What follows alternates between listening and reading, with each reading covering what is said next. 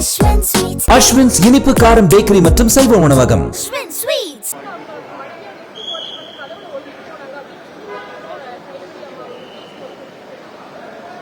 அதான் தங்கச்சி, இதில் எப்படின்னா அழைப்பானை வந்து எனக்குன்னா நான் கையெழுத்திட்டு தான் வாங்கணும் அல்லது என்னுடைய வழக்கறிஞர் வாங்கணும். அப்போ கதவுல ஒட்டிட்டு போகும்போது என்னோட கையெழுத்து இல்லை, கையெழுத்து இல்லாமல் கொடுத்துடலாம் அப்படின்னா அது என் மனைவிட்டே கொடுத்துட்டு போயிடலாம். அது அவங்க எனக்கு அழைப்பானை வந்திருக்குங்கன்னு சொன்னால் வாங்கிக்கிறங்கன்னு சொல்ல போகிறேன், அவங்களே கையெழுத்திட்டு வாங்கிடுவாங்க. ஆனால் கதவுல ஒட்டுறது அவங்க வர்றதுக்கு முன்னாடியே ஊடகங்கள் வந்து காத்திருந்து அதை பதிவு செஞ்சு வெளியில் போடுறதுங்கிறது, எனக்கு வர்ற அந்த அழைப்பானையை எல்லாரும் படிக்கணுங்கிற அவசியம் ஒன்றும் இல்லையே. அது எத்தனாம் தேதி வர சொல்லியிருக்கு என்னங்கிறது அந்த அணுகுமுறையே தவறுன்னு தான் நான் நினைக்கிறேன். அது அவசியமற்றது, தேவையில்லைன்னு நினைக்கிறேன்.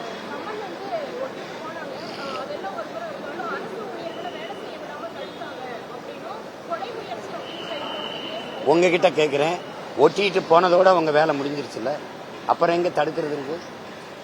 ஒட்டும் போது தடுத்தாங்களா? அதே ஐயா ராணுவத்திலிருந்து வந்த ஐயா அமல்ராஜ் அவர்களும் என்னுடைய தம்பி சுபா அவர்களும் அங்கதான் இருந்தாங்க. ஒட்டும் போது யாரும் தடுக்கலையே.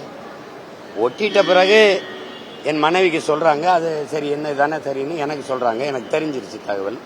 அதுக்கு மேல என் வீட்டில் வந்து அது என்ன, நான் என்ன அந்த வீடு ஏலத்துக்கு வருதா, அங்கே ஒட்டிட்டு போறீங்க அப்படிலாம் ஒன்றும் இல்லை. அழைப்பானை தானே, அதையே அந்த அங்கே சோறில் அதுலேயே இருக்கணும். அந்த கதவுல ஒட்டிட்டு போனா கதவுக்கான அழைப்பானையா? அது வந்து விளக்கம் சொல்லுமா? இப்போ வீட்டில் யாருமே இல்லை, எல்லாம் போயிட்டாங்கன்னா அந்த நடவடிக்கை அவசியம் இல்லை. நான் ஓசூரில் இருக்கிறேன்னு உங்களுக்கு தெரியும்.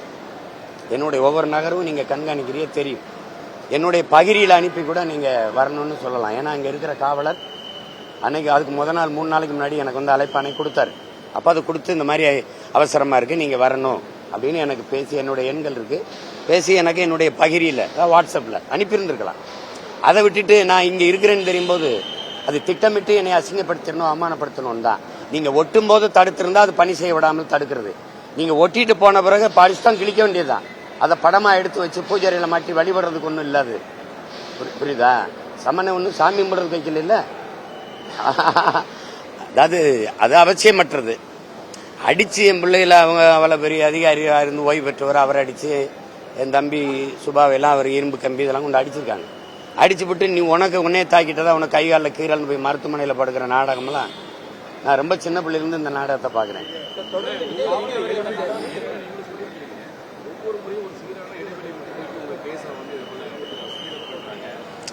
இது வந்து அவங்களுக்கு வந்து ஒரு வீரத்தால எதிர்கொள்ளணும். கோழைகள் எப்பவுமே பெண்களுக்கு முதுகுக்கு பின்னாடி நின்றுக்குருவாங்க. இவங்களுக்கு அறிவு இல்லை. இப்ப அம்மையார் ஜெயலலிதா இருந்தபோது 5 ஆண்டு காலம் அவங்க ஆட்சியில தான் அவங்க முத புகார் அளிக்கிறாங்க.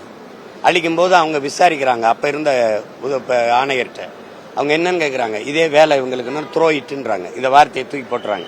அந்த 5 ஆண்டு ஒன்றும் பேசல. அப்புறம் ஐயா எடப்பாடி தொடரார், அப்ப ஒன்றும் இல்லை. மறுபடியும் வர்றாங்க, எடுக்கிறாங்க.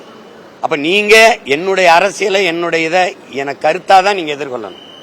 நான் கேட்கிற கேள்விக்கு நீங்க நிறைய பேச்சாளர் வச்சிருக்கீங்க, பத்தாக்குறைக்கு வாடகைக்கு நிறைய வாய்கள் வச்சிருக்கீங்க. நீங்க அவங்கள வச்சு பேசுறீங்க. நீங்களே பாக்குறீங்க, திமுக வரும்போதுதான் இந்த அநாகரிகமா வலையொலியாளர்கள் வச்சுக்கிட்டு தனிப்பட்ட முறையில் குடும்பங்களை அவங்க இதை தாக்குறது, பேசுறது, அநாகரிக சொற்களை பயன்படுத்துறதா இருக்கும். நீங்க அதிமுக ஆட்சியில பாருங்க, அப்படி இருக்காது.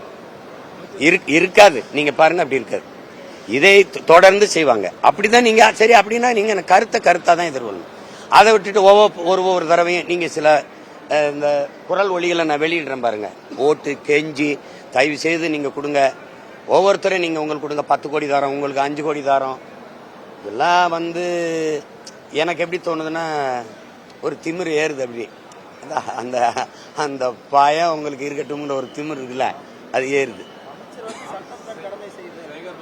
சட்டம் கடமை செய்தா? சட்டம் அண்ணா பல்கலைக்கழகத்தில் கடமை செஞ்சிச்சா? சாராயங்காய்ச்சி வித்தவன் மறுபடியும் சாராயங்காய்ச்சி வித்தான். 90 நாள் உள்ள இருந்துட்டு திருப்பி வந்து காய்ச்சறான்னா சட்டம் செஞ்சிச்சா? பள்ளிக்கூடம் எல்லா இடங்கள்லையும் பாலியல் வன்கொடுமை இருக்குது. மனநலம் பாதிக்கப்பட்ட ஒரு பெண்ணை பல பேர் வன்புணர்வு செஞ்சான். என்ன கடமை செஞ்சிச்சு? பொள்ளாச்சியில பாலியல் வன்கொடுமை, கூட்டு பாலியல் வன்கொடுமை நடந்துச்சு. கதறி அழுது அந்த வலையொலியை காணொலியை பார்த்த எல்லாரும் நீங்க அழுதுங்க, கதறணும். நீங்க எதிர்கட்சியா இருக்கும்போது வந்தவன நடவடிக்கை எடுப்பீங்க. நடவடிக்கை நடந்ததா? என்ன நடவடிக்கை இங்க சட்டப்படி நடக்குது? நாடங்களும் பள்ளி கல்லூரிகள் வழிபாட்டு தலங்கள்ல போதைப் பொருள் விற்குது. கஞ்சா, சாக்லேட் விற்கப்படுதா இல்லையா? என்ன நடவடிக்கை இருக்குது சட்டப்படி? எது சட்டப்படி? இதுவா சட்டப்படி? 15 ஆண்டுகளா ஒரு பொம்பளைய வச்சு தொடர்ச்சியா எங்களை கற்பழிச்சுட்டு இருக்கிறீங்க. என்னைய, என் குடும்பத்தை, என்னை சார்ந்து இருக்கிற என் பிள்ளைகளை, உலக நாடுகள் இருக்கிற என் இன சொந்தங்கள் எல்லாம் ஒவ்வொரு நாளும் பதறி பதறி அந்த பொம்பளை பேச வைக்கிறது, திருப்பி ஒண்ணு பேசுறது, திருப்பி பேசுறது. என்னது இது? இதை முடிச்சு விடுங்கன்னு தான் நீதிமன்றத்துக்கு போய் வழக்கு போட்டதே நான் தான். அது உங்களுக்கு தெரியுது. அவருக்கு ஏதோ விருப்பம் இல்லை போல் இருக்குது. இது இன்னும் கொஞ்சம் நீடிக்கணும்னு இந்த நாடகத்தை. சரி, ரொம்ப பழைய கதை தான். எப்ப சந்திச்சீங்க, எப்படி முதல்ல என்ன பேசுனீங்க, அது கேட்கும்போது அந்த நகைச்சுவையெல்லாம் உங்களுக்கு வேடிக்கையா இருக்கும்.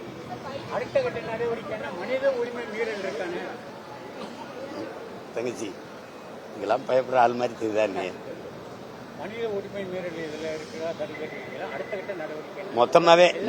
மொத்தமாவே இங்க மனித உரிமை மீறல் தான். ஒரு மனிதனின் உரிமை. இப்ப நீங்க நியாயமா புகார் கொடுத்திருக்க வேண்டியது நான். நீங்க திருமணம் ஆயிருச்சு அப்படின்னா திருமணம் ஆனதை சொல்லி கொடுத்து தான் நீங்க முதல் புகாரே அளிச்சிருக்கணும் 2011. அப்புறம் அதை திருப்பி பெற்றுட்டு திருப்பி வந்தீங்க. திருப்பி கொடுக்கும்போது சொல்லியிருக்கணும். திருப்பி கொடுக்கும்போது நான் நிறைய கருக்கலைக்கு செஞ்சுங்கிற கதையை அங்க சொல்லியிருக்கணும். ஒண்ணுமே சொல்லாம இப்ப 24 தேர்தல் அப்ப மறுபடியும் சொல்றீங்க. இது நீங்க கேட்கறவங்க அதை கேட்டிருக்கணும். ஏமா அதுக்கு ஏதாவது ஒரு சான்று கொடுப்பா அப்படின்னு சொல்லியிருக்கணும்ல. அம்மா, இது கைதுக்கெல்லாம் நான் பயப்படுற ஆள் இல்லை தங்கச்சி. நான் இதெல்லாம் இல்லை, தயாரா இருப்பேன்.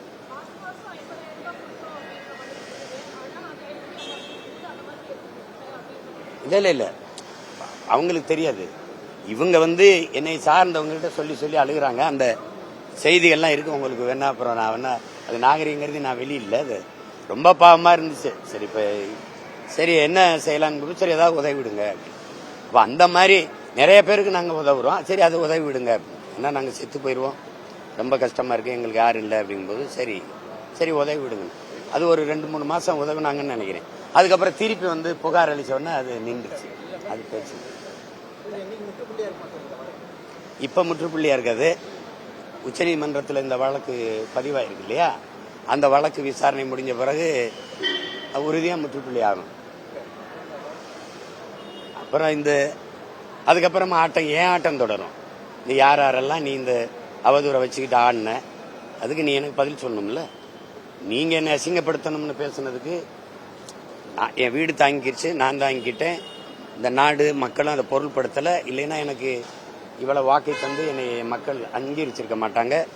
உலகம் பூரா இருக்கிற என் தமிழ் சொந்தங்கள், என் கூட நிற்கிற என் உடன் பிறந்தார்கள் அதை கடந்துட்டாங்க. ஆனா ஒரு வலி இருக்கும்ல, இருக்கத்தானே செய்யும். ஏன்னா இது ஒரு பெரிய இது மாதிரி எடுத்து வச்சுக்கிட்டு இதை திரும்ப திரும்ப திரும்ப திரும்ப பேசும்போது இது ஒரு கேவலமா நினைக்கிறேன். செய்திகளை உடனுக்குடனும் துல்லியமாகவும் தெரிந்து கொள்ள சப்ஸ்கிரைப் பண்ணுங்க.